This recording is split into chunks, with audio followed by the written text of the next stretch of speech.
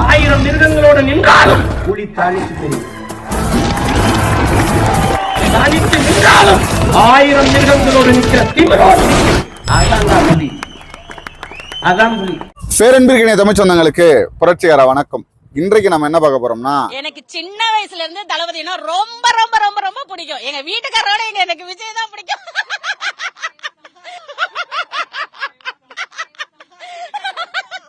இந்த மாநாட்டு திடல்ல அணில் குஞ்சுகள் செய்த அலப்பறைகளை தான் பார்க்க போறோம். வாங்க ஒவ்வொன்னா பார்ப்போம்.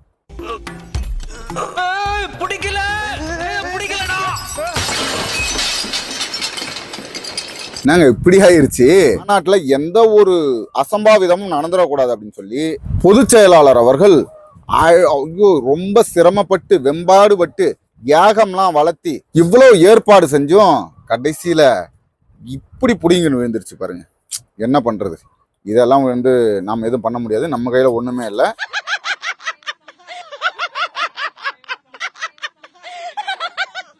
₹100 கோடி ஒரு மாநாட்டை ஏற்பாடு பண்ணிட்டு அங்க நாம் தமிழர் கட்சிக்கு விளம்பரம் பண்றீங்களே, இதெல்லாம் என்னடா சொல்றது?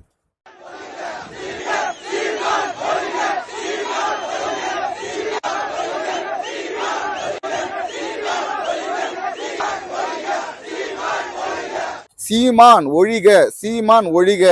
அதாவது அண்ணன் சீமான் அவர்கள் இதுக்கு முன்பே சொல்லிட்டார். இதற்கப்புறம் தமிழ்நாட்டில் ஒரே ஒரு வருஷம் தான், சீமான் வாழ்க, சீமான் ஒழிக. நாம் தமிழர் கட்சி வாழ்க, நாம் தமிழர் கட்சி ஒழிக. நாங்க கருத்தியலா பேசுறோம், உங்ககிட்ட கொள்கை இல்ல, கோட்பாடு இல்ல. நீங்க வெறும் அணில் குஞ்சுகள்ன்றோம், அறிவற்ற அணில் குஞ்சுகள்னு சொல்றோம்.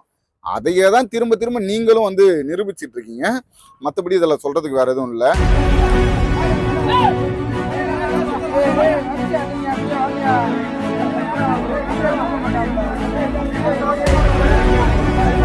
நீங்க இந்த காணொலியை பார்த்து தயவு செஞ்சு வேற எதுவும் தவறா நினைக்காதீங்க. மாநாட்டுக்கு போறதுக்கு முன்னாடி அரசுக்கு வரி செலுத்திட்டு போகணும்ல, அதுக்காகத்தான் இந்த கூட்டம்.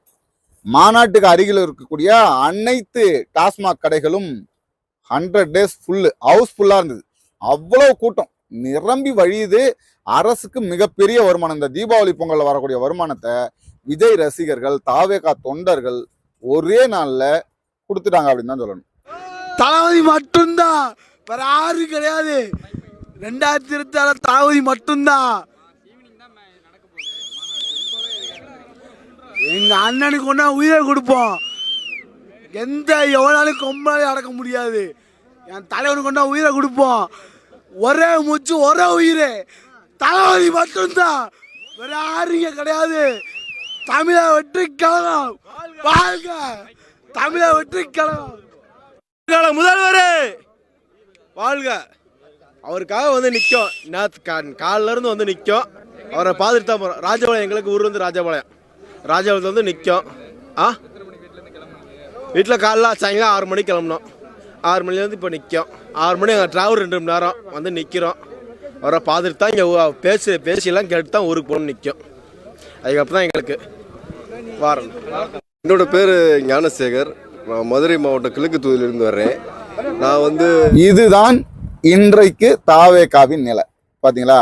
நாம் தமிழர் கட்சி மேடையில, நாம் தமிழர் கட்சி பொதுக்கூட்டங்கள்ல இப்படி ஒரு நபரை காட்டுங்க பார்ப்போம். ஒரே ஒரு நபரை. இன்னைக்கு இராணுவ கட்டுப்பாட்டோட இயங்கக்கூடிய ஒரு இயக்கம், ஒரு கட்சி அப்படின்னா அது நாம் தமிழர் கட்சி மட்டும்தான். குடிச்சிட்டு மாநாட்டுக்கு மாநாட்டு திடல்ல குடிச்சிட்டு பாட்டில போட்டு வச்சதெல்லாம் இருக்கு. மாநாட்டு திடல்ல உட்காந்து குடிச்ச சம்பவம்லாம் இருக்கு. குடிச்சிட்டு தலைவர் வாழ்க, விஜய் வாழ்க, தமிழக வெற்றி கழகம் வாழ்க அப்படின்னு சொல்லி போதையில, ஃபுல் போதையில வளருதுங்க அங்க தாவேகா அணில் குஞ்சுகள். தண்ணி பற்றாக்குறைங்க. கிட்டத்தட்ட 50 லட்சம் ரூபாய் குடிநீருக்கு மட்டும் செலவு பண்ணியிருக்காங்க. குடிநீர் பற்றாக்குறைங்களும் கிடையாது, அது ஸ்கேம், ஊழல் நடந்திருக்கு. அவ்வளவு பைப்புகளை போட்டவங்க இந்த சொல்லுவாங்கல்ல, பேரு வச்சு கொஞ்சம் சோறு வச்சு ஆடா அப்படிங்கிற மாதிரி இவ்வளவு ஏற்பாடு பண்ணி தண்ணி கொடுக்காம விட்டாங்க.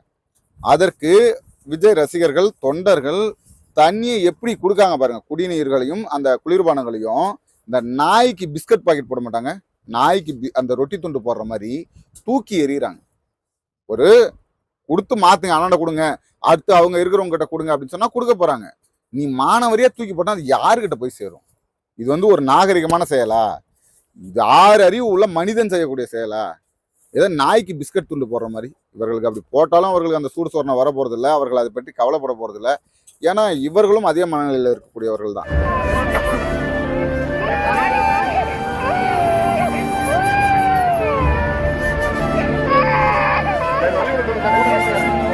தலைவன் பேச்சை கேட்காத தற்குறிகள் அப்படின்னு தான் சொல்லணும். தலைவன் பேச்சை கேட்காத தற்குறிகள். விஜய் அவர்கள் முதல்ல சொல்லிட்டாரு, எங்க தயவு செஞ்சு இந்த 18 வயசு கம்மியா இருக்கிறவங்க, குழந்தைகள், இவங்கெல்லாம் யாரையும் கூட்டிட்டு வராதிங்க மாநாட்டுக்கு அப்படின்னு சொல்லி. இந்த சினிமாவுக்கு போவாங்களே, விஜய் படம் ரிலீஸ் ஆச்சுன்னா சினிமாவுக்கு போகக்கூடியவங்க என்ன மனநிலையில போவாங்களோ அதே மனநிலையில போயிருக்குங்க. அந்த வெயில்ல பெரியவர்களே தாக்கு பிடிக்க முடியாம, குடிநீர் இல்லாம கிட்டத்தட்ட ஒரு 20-30 பேருக்கு மேல மயங்கி விழுந்துட்டாங்க. குழந்தைகள் என்னங்க பண்ணுச்சு? குழந்தைகள் வந்து அந்த மாநாட்டுக்கு போய் 1 வயது 2 வயது குழந்தைகள் மாநாட்டுக்கு போய் ஏதாவது விஜய் பேசக்கூடிய அரசியலை தத்துவத்தை கத்துக்க போதா? விஜய் கடைசி வரைக்கும் அரசியலும் தத்துவமும் பேச போறது இல்லை. இந்த சினிமாவில் பஞ்ச் டைலாக் பேசுறதா அங்கே பேச போறாருன்றது நம்மளுக்கு முன்கூட்டியே தெரியும். அதுங்க உட்காந்து டிவியில பார்த்துருக்கலாம்ல.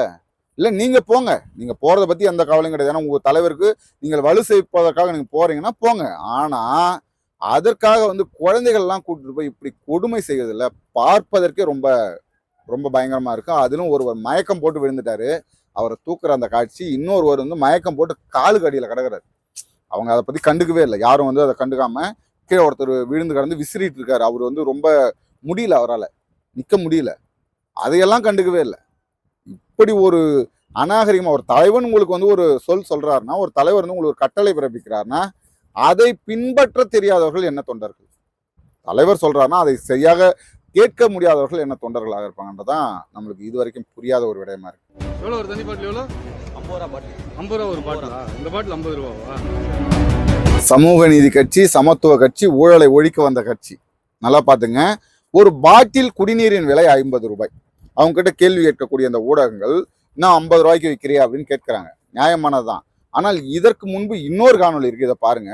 விருது மட்டும் வந்து கரும்பு ஜூஸ் கடை போடுறாங்க, இங்கே மாநாடுக்காக கடை போட்டோம் 3-4 நாள் வச்சுக்க வந்து போட விடாமல் கடை பண்ணுறாங்க. கேட்டால் அவங்க வந்து இடத்துக்கு இங்கே கடை போட்டால் 5000 ரூபா கேட்குறாங்க, இல்லைன்னா கடை போடாத வெளியே தூக்கிட்டு போன்றாங்க. ஒரு நாளைக்கு அங்கே வந்து அந்த மாநாட்டு திடலில் கடை வைப்பதற்கு ஒரு கடைக்காரருக்கு 5000 ரூபாய். 5000 ரூபாய் கொடுத்தா கடை வைங்க, இல்லைன்னா இங்கேருந்து வெளியேறிடுங்க. உங்களுக்கு இங்கே அனுமதி கிடையாது. ஒரு கடைக்கு 5000 ரூபாய் வசூல் செய்தது தான் இந்த சமூக நீதி கட்சி, ஊழலை ஒழிக்க வந்த கட்சி. அப்புறம் உங்களுக்கும் மற்றவனுக்கு என்ன பண்ண? நீங்கள் இப்போவே ஒரு மாநாடு போடுவதற்கே ஒரு கடைக்கு 5000 ரூபாய் வசூல் பண்றீங்கன்னா, நீங்க ஆட்சி அதிகாரத்திற்கு வந்தால் ஊழல் ஒழிச்சிருவீங்கல்ல, தமிழ்நாட்டை அப்படியே தூக்கி உச்சத்துல நிறுத்திடுவீங்க. ஒன்றும் சொல்றதுக்கு இல்லை. அதாவது ரசிக மனப்பான்மை கொஞ்சம் கூட மாறல அப்படிங்கிறதான் இந்த காணொலியில் நமக்கு தெரியுது. முழுக்க முழுக்க ரசிக மனப்பான்மை தான் அங்கே தெரியுது. இவர்கள் வந்து கடைசி வரைக்கும் ரசிகர்களாகத்தான் இருப்பார்கள். அவருடைய தலைவரும் அதைத்தான் விரும்புகிறார் அப்படிங்கிறதான் அவர் செய்த ரேம்ப் வாக்கு முதல் கொண்டு நம்மளுக்கு தெரிஞ்சது. ஒரு ரேம்ப் வாக் நடக்கிறாரு, அந்த மாநாட்டில் எதுக்கு ரேம்ப் வாக்? இது முழுக்க முழுக்க ரொம்ப கேவலமான ஒரு விடயமாகத்தான் நமக்கு தெரியுது. அடுத்தது ஒரு காணொலி உங்களை சந்திக்குமாறு உங்களிடம் விடைபெறுவது உங்கள் அன்பழகன். நன்றி.